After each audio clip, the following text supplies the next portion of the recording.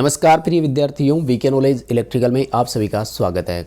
RRB group D में हमारा पक्ष कितना मजबूत है, क्योंकि जब भी कोई छोटा सा अपडेट आ जाते हैं तो बच्चे पूरी तरह से परेशान हो जाते हैं और फिर वही सवाल शुरू हो जाते हैं कि अब क्या होगा।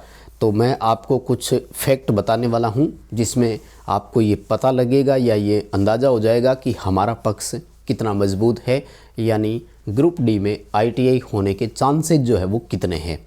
तो पूरी डिटेल से बात करेंगे, कुछ पॉइंट कुछ फैक्ट है आपके सामने रखेंगे, जो प्रयास किए जा रहे हैं उन पर मैं पूरी चर्चा करूंगा।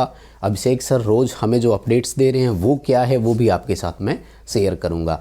तो आई होप कि इस वीडियो के बाद आपको कुछ तसल्ली मिल जाएगी और फिर कुछ ये जो समझ लीजिए कि जो टेंशन होती है वो थोड़ी सी कम हो सकती है। देखो, पहले तो ना ये रेलवे का एक लेटेस्ट RTI रिप्लाई आया हुआ है, तो बहुत सारे बच्चे ना इसी को लेकर कंफ्यूज है। 10 जनवरी का है, वैसे तो हाजीपुर DRM की तरफ से आया हुआ है। वैकेंसी को लेकर जब सवाल इनसे पूछा गया RTI के माध्यम से कि लेवल 1 की सीधी भर्ती में जो कोटा है उनके न्यूनतम शैक्षणिक योग्यता जो है वो क्या होगी या किस तरह की होगी, तो इन्होंने क्या लिखा है यहाँ पर, 10th पास होगा और ITI और इक्विवेलेंट और नेशनल अप्रेंटिसशिप यानी NAC जो NCVT से किया हुआ हो। अब यहाँ पर सब में और लगा दिया, जबकि क्या लगा हुआ होना चाहिए था, प्लस लगा हुआ होना चाहिए था या फिर एंड लिखा हुआ होना चाहिए था। हम लोग ये सोच रहे हैं। देखो, ये जो है ना अभी पूरी तरह से क्लियर नहीं है।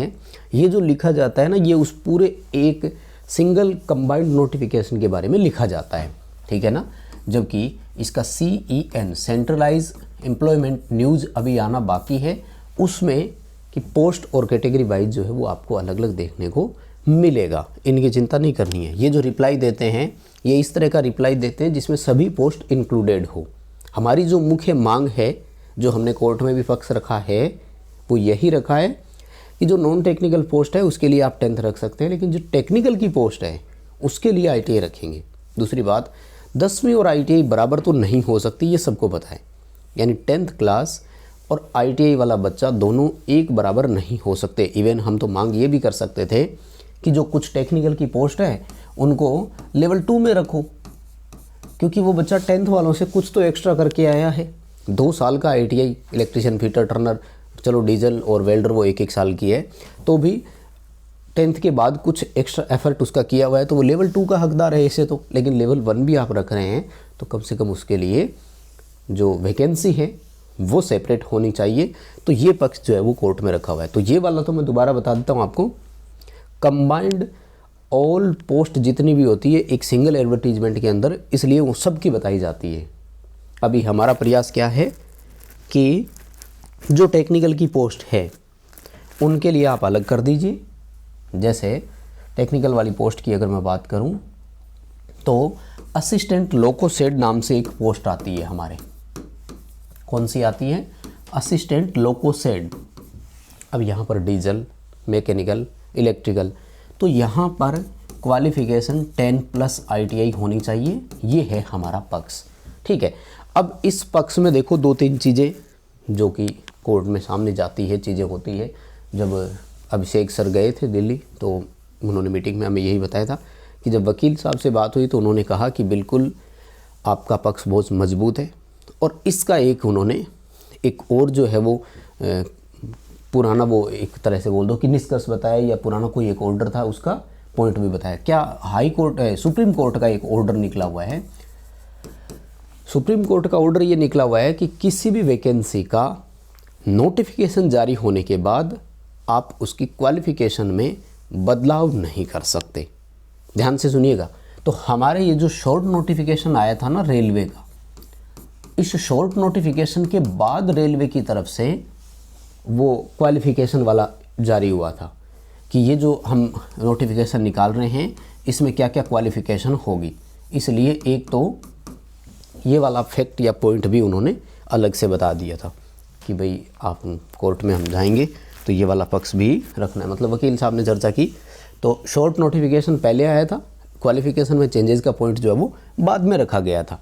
इसलिए यहाँ पर भी रेलवे को पीछे हटना पड़ेगा। तीसरा इंपॉर्टेंट चीज़ उन्होंने सेम यही बात कही थी कि अगर टेक्निकल की पोस्ट है तो उसके लिए क्वालिफिकेशन जो है वो टेक्निकल ही होगी। नॉन टेक की जैसे 10th बेस पे कोई पॉइंटमैन, ट्रैकमैन है तो वो 10th बेस का जो है वो अलग से हो जाएगा।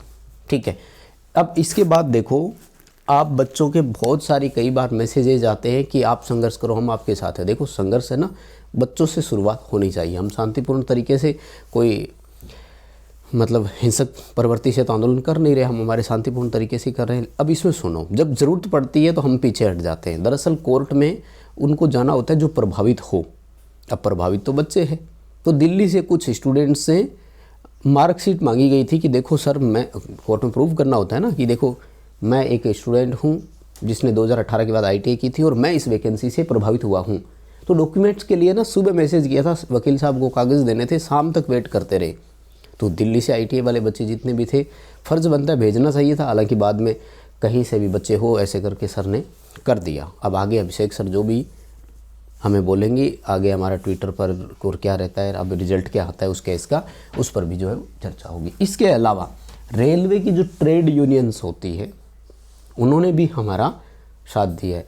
ट्रेड यूनियन वैसे तो किसी न किसी राजनीतिक दल से होती है, लेकिन एक ऐसी होती है जो किसी राजनीतिक दल की नहीं होती, ऑल इंडिया रेलवे फेडरेशन, है ना।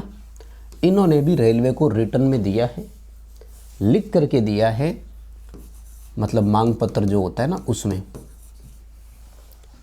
मांग पत्र, डिमांड चार्ट बोल दो, जो भी समझ में आए आपको। इसमें इन्होंने भी क्लियरली लिख करके दिया है। क्या लिखा है इन्होंने? सेम वही चीज़ लिखी है कि जो टेक्निकल की पोस्ट है उनके लिए टेक्निकल की क्वालिफ़िकेशन होनी चाहिए। तो यहाँ से भी एक मतलब रेलवे की तरफ से मान लीजिए रेलवे को दबाव, या यूँ समझ लीजिए कि वो कमज़ोर होता नज़र आ रहा है, क्योंकि ये ऑलरेडी जो एम्प्लॉइज़ काम कर रहे हैं वो वाले हैं। तो सबसे ज़्यादा स्थिति से वाकिफ़ जो है ना, ये लोग हैं। इनको एक एक पॉइंट का पता है कि टेक्निकल की कितनी ज़रूरत है, ऑन सपोर्ट किसी प्रॉब्लम को टेक्निकल क्वालिफ़िकेशन वाला कितना जल्दी सोल्व कर रहा है और नॉन टेक्निकल वाले को कितना समय लग सकता है, या नॉन टेक्निकल वाले के बस की बात है या नहीं भी है। समझ रहे हैं आप? भाई एक इलेक्ट्रीशियन अगर जा रहा है तो वो सर्किट की कंटिन्यूटी चेक करना, मेगर वैल्यू चेक करना, उसको सब पता है।